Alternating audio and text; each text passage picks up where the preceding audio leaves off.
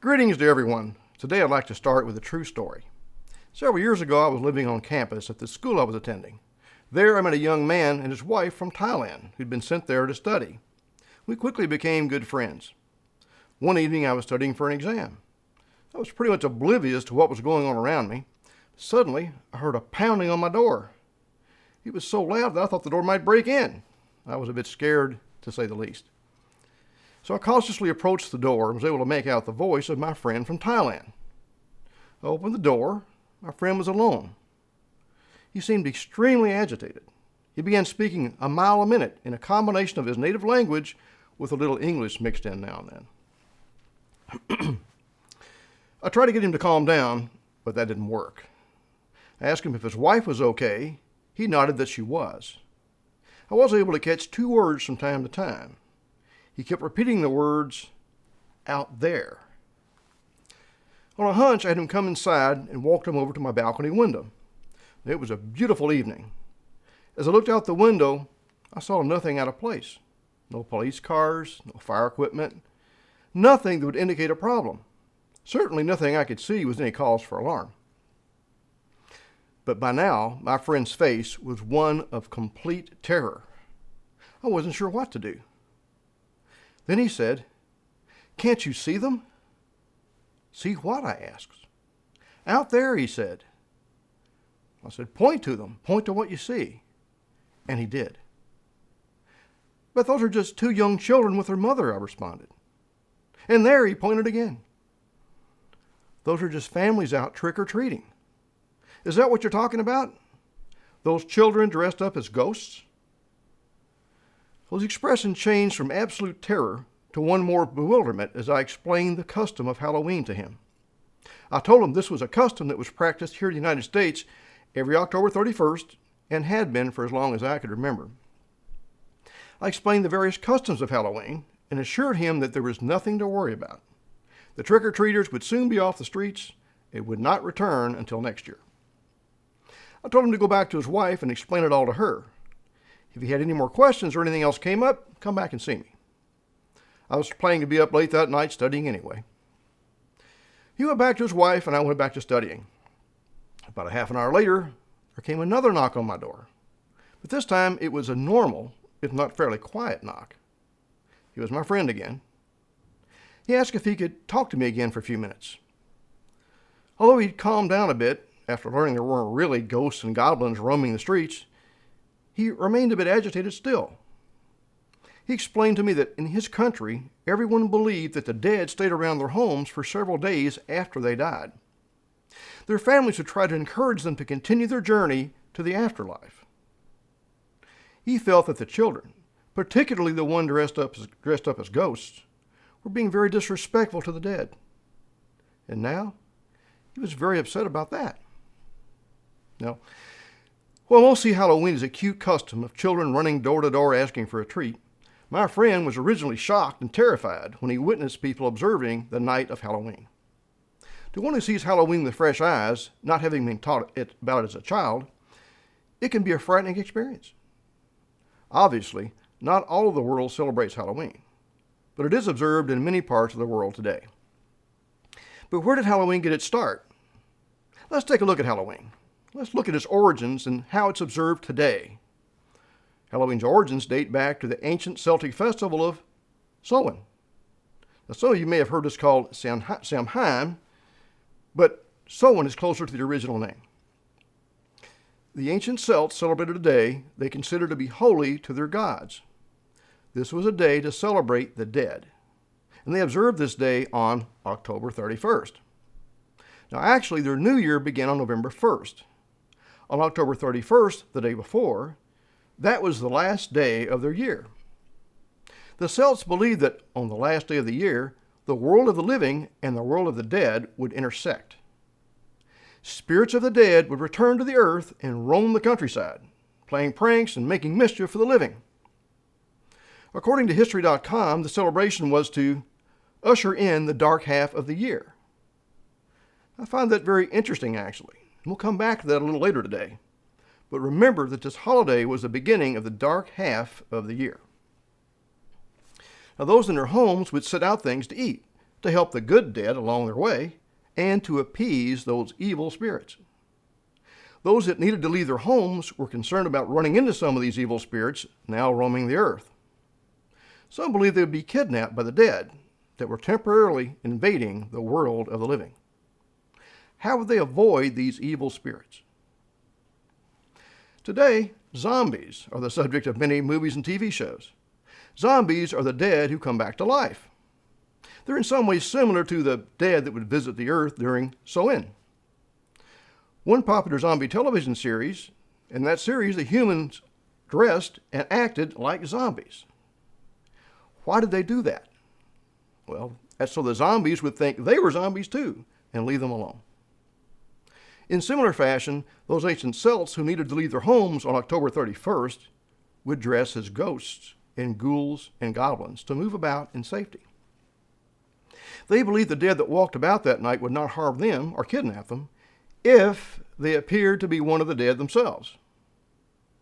Now, the Druids, that was their religious leaders, they had these large sacred bonfires, or as they were originally called, bonefires.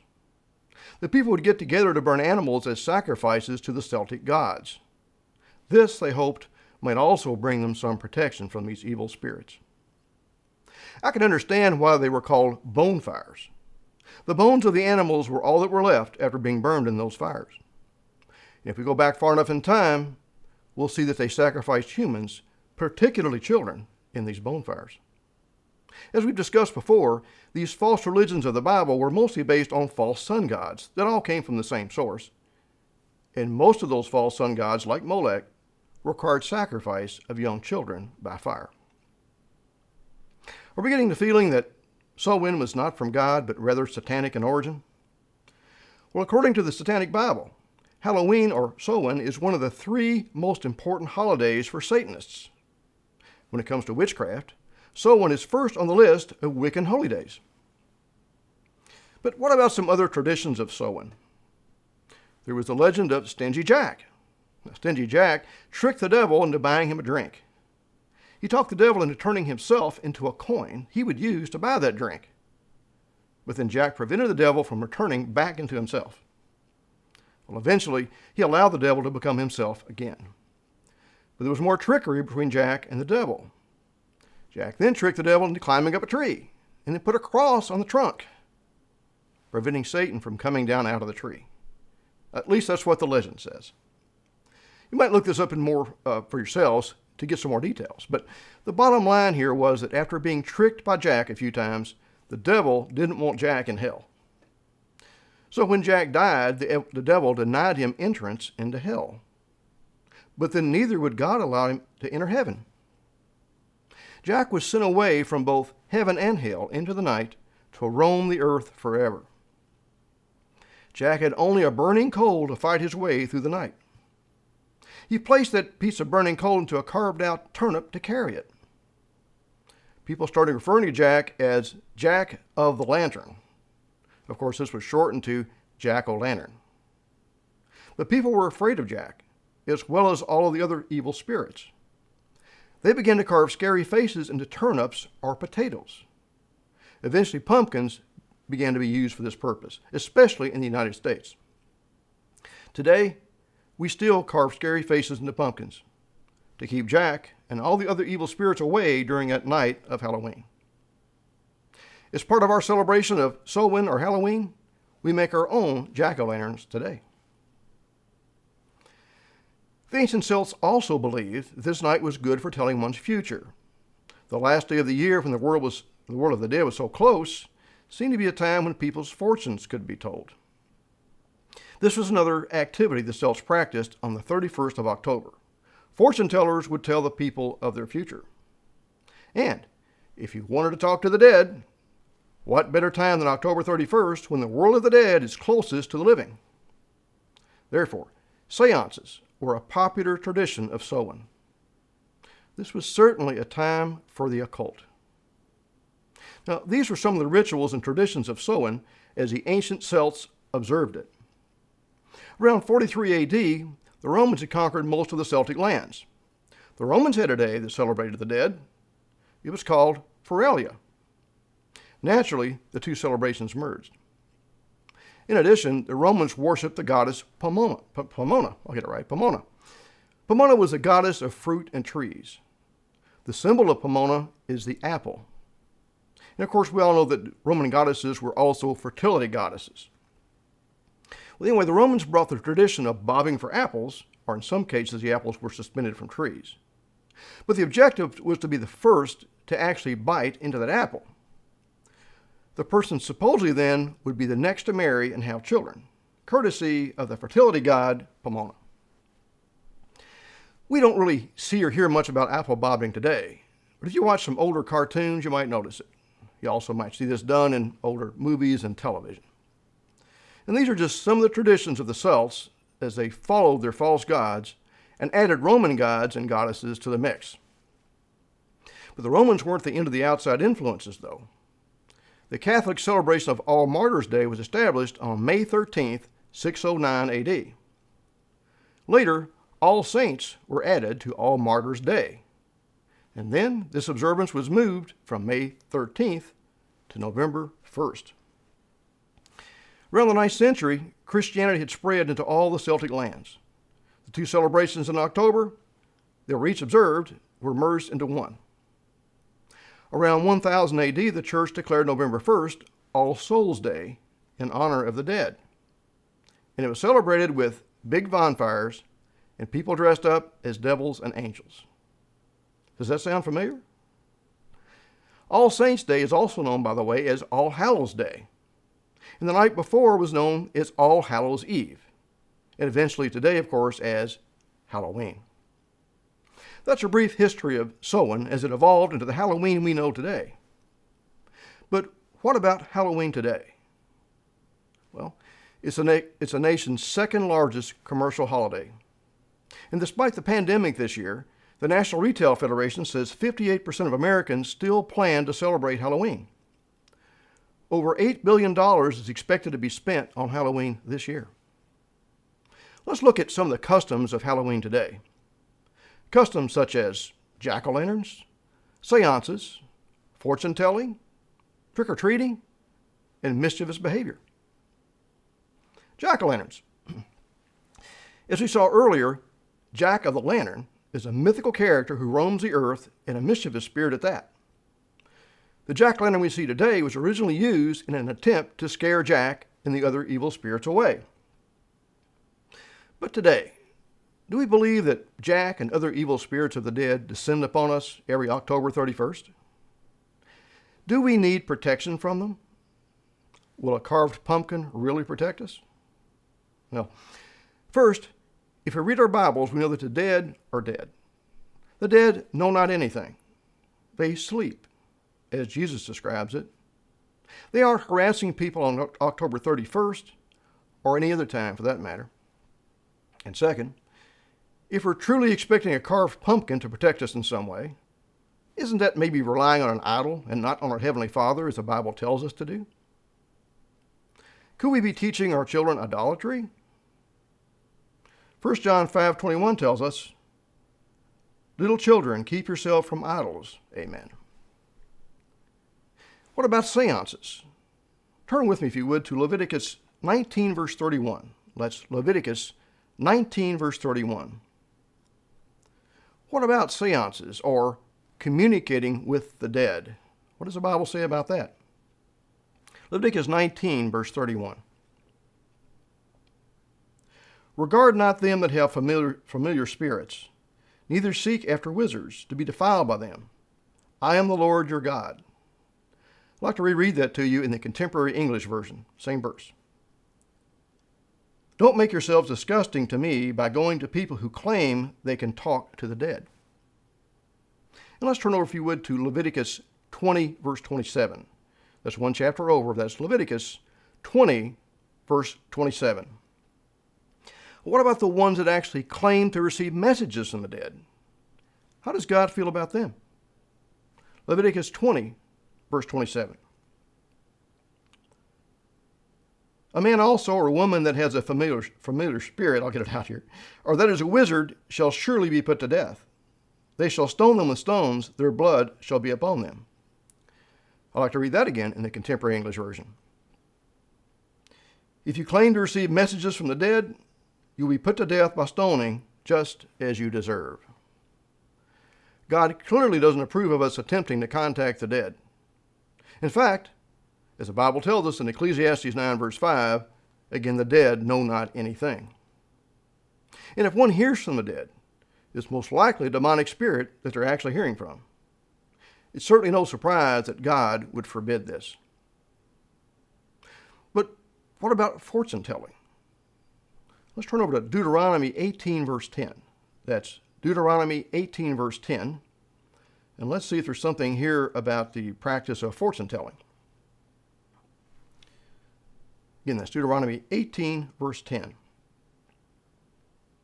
There shall not be found among you anyone that makes his son or his daughter to pass through the fire, or that uses divination, or an observer of times, or an enchanter, or a witch, or a charmer, or a consulter with familiar spirits, or a wizard, or a necromancer. So what is necromancy? Well, according to the Free Dictionary Online, it's the practice of supposedly communicating with the spirits of the dead in order to predict the future. Verse 12. For all that do these things are an abomination unto the Lord. And because of these abominations, the Lord your God does drive them out before you. You shall be perfect with the Lord your God. And I'll reread Deuteronomy 18 verse 10 again in the Contemporary English Version. Don't sacrifice your son or daughter, and don't try to use any kind of magic or witchcraft to tell fortunes, or to cast spells, or to talk with the spirits of the dead. Our Bibles clearly tell us not to engage in fortune telling or to attempt to talk to the dead. So what about trick-or-treating? What about parents telling their young children to disguise themselves as ghosts or goblins or a cartoon character or something else, then go to strangers' homes and tell them, trick-or-treat? Implying, of course, if they aren't given a treat, perhaps that person might suffer a trick. In other words, some mischief might just befall them. Now, I'm not trying to say that the parents actually intend to trick the homeowner, or that they put their children up to doing so. However, they do teach their children to utter those words, trick or treat. The meaning of those words is clear. Either you will give me a treat, or I'll play a trick on you.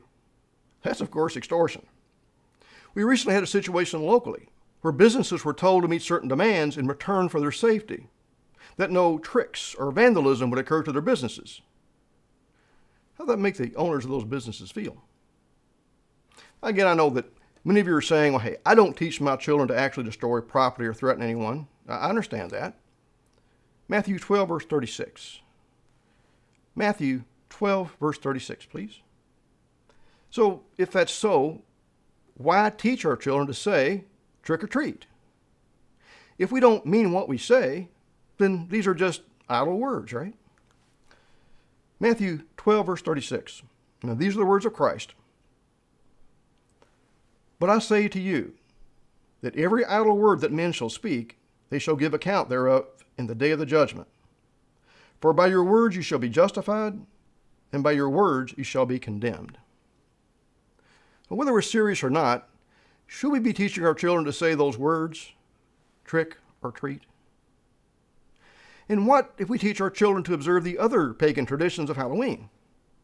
Is God pleased by this? Well, in Jeremiah chapter 10, God tells us not to follow the practices of the pagans. Those pagans are vain, they're empty, they're devoid of value. Matthew 18, verse 2. That's Matthew 18, verse 2, if you would. Now, we're told not to do these things. But what if we actually teach our children to follow these pagan traditions against the commandments of God? Let's read about little children in Matthew 18, verse 2. And Jesus called a little child unto him, and set him in the midst of them, and said, Verily I say unto you, except ye be converted and become as little children, you shall not enter into the kingdom of heaven. Whosoever therefore shall humble himself as this little child, the same is greatest in the kingdom of heaven. And whoso shall receive one such little child in my name, receives me. But notice verse 6. There's a but there. But Whoso shall offend one of these little ones which believe in me, it were better for him that a millstone were hanged about his neck, and that he were drowned in the depth of the sea. Whoever offends a child, well, things don't go very well for them. It'd be better for them if he were drowned in the depths of the sea. But what does that word offend in verse 6 mean? What does it mean? Well, it turns out it's G4625 in Strong's. It's the word scandalizo, and it means to scandalize, to entrap, that is, trip up, or entice to sin. By teaching our children to follow the ways of paganism instead of the ways of the true God, are we enticing them to sin? Let's turn to Deuteronomy 12, verse 29. That's Deuteronomy 12, verse 29. What else does God have to say regarding the traditions of those who worship false gods? Again, Deuteronomy 12, verse 29. Over there.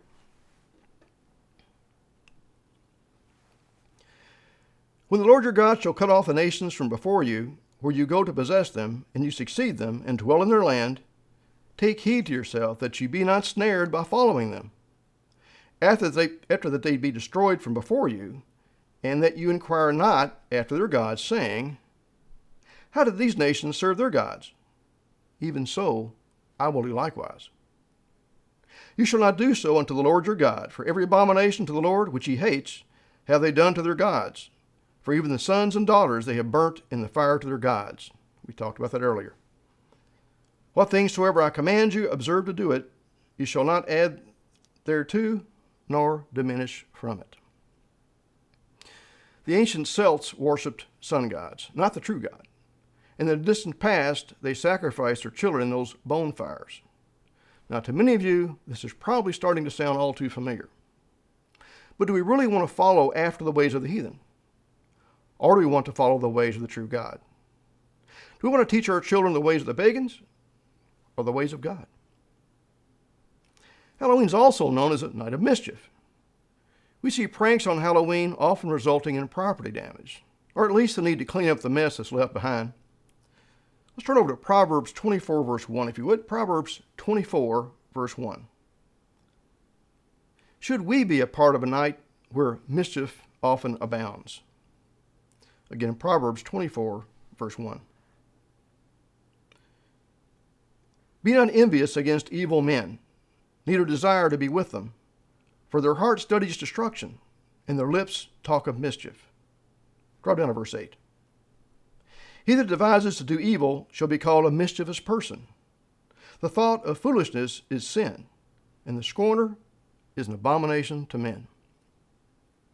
Do we even want to be associated with those who cause trouble on this night? Let's turn over now to 1 Thessalonians 5, verse 5. That's 1 Thessalonians 5, verse 5. We know that many times Jesus tells his disciples that we are children of the light. We're not of darkness. Now, Paul mentions this again in 1 Thessalonians 5, verse 5. Let's take a look at that. Again, 1 Thessalonians 5, verse 5. Paul says, you, that's us, you are all children of the light and children of the day. We are not of the night, nor of darkness. We're told repeatedly that we're children of the light and not of darkness. How many of you know that God actually declared 7 annual holy days that occur throughout the year? These 7 annual holy days that God commanded us to observe begin in the spring and end in early fall. These 7 holy days all occur when there's plenty of light in the day. All 7 occur during a 6-month period of light. Beginning in late October, we see the daylight portion of the day significantly decrease. We also see the beginning of man's or Satan's counterfeit holy days known as holidays. They occur during the dark half of the year in relative darkness. But as children of God, we're of the light, not of darkness. Recall what we saw earlier, that Samhain was a celebration to usher in the dark half of the year. But as children of God, again, we're of the light, not of darkness. But I can't think of a more dark holy day, or I should say holiday, than Halloween. Are we children of the light, observing God's declared holy days during the light time of the year? Or are we the children of darkness? Does our holy day season begin as the season of darkness begins, starting with the darkest holiday of them all? No. When I grew up, I celebrated Halloween. I went trick-or-treating myself. I didn't know any better. Most people don't.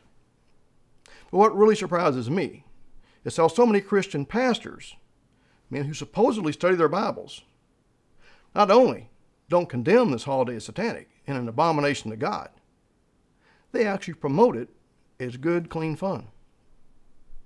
How can they read their Bibles and still promote a time of death, a time of fear, a time when we forsake the true God and follow the traditions that go back all the way back to those false gods, including Molech? What should you do if your pastor tells you it's just fine to celebrate Halloween? What if your pastor celebrates Halloween in the church and calling it trick or trunk or some other thing to disguise it and try to make it something godly doesn't hide it from God? He knows better. What should we do if our pastors promote Halloween?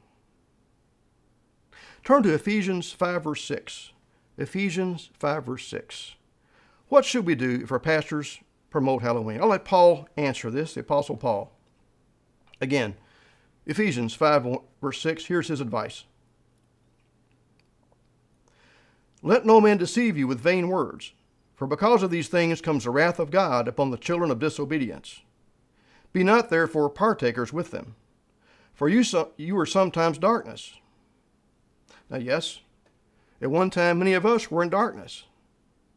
I know I didn't know any better, but God has called us out of darkness into the light. For you were sometimes darkness, that's true, but now are you light in the Lord. Walk as children of the light. For the fruit of the Spirit is in all goodness and righteousness and truth, proving what is acceptable unto the Lord. And have no fellowship with the unfruitful works of darkness, but rather reprove them. Paul tells us not to fellowship with those that would deceive us and teach the unfruitful works of darkness, but rather to reprove or rebuke them. Romans 12 verse 2. Romans 12 verse 2. Would Jesus Christ really go trick-or-treating? Would he participate in the mischief of Halloween night? Would he carve jack-o'-lanterns? Would Christ participate in any part of this satanic holiday? I would encourage everyone to please consider the words of Paul in Romans 12 verse 2. And be not conformed to this world, but be transformed by the renewing of your mind, that you may prove what is that good and acceptable and perfect will of God. Good, let's turn to 1 Corinthians 10 verse 20 as we close for today. Again, that's 1 Corinthians 10 verse 20. When it comes to celebrating Halloween, the beginning of the dark season, do we honor devils? Or do we stand steadfastly for the Lord? 1 Corinthians 10 verse 20. But I say that the things which the Gentiles sacrifice, they sacrifice to devils, and not to God. And I would not that you should have fellowship with devils. You cannot drink the cup of the Lord and the cup of devils. You cannot be partakers of the Lord's table and the table of devils. Well, in the end, it doesn't matter what I think. It doesn't matter what your pastor thinks. What really matters is the cup from which you drink.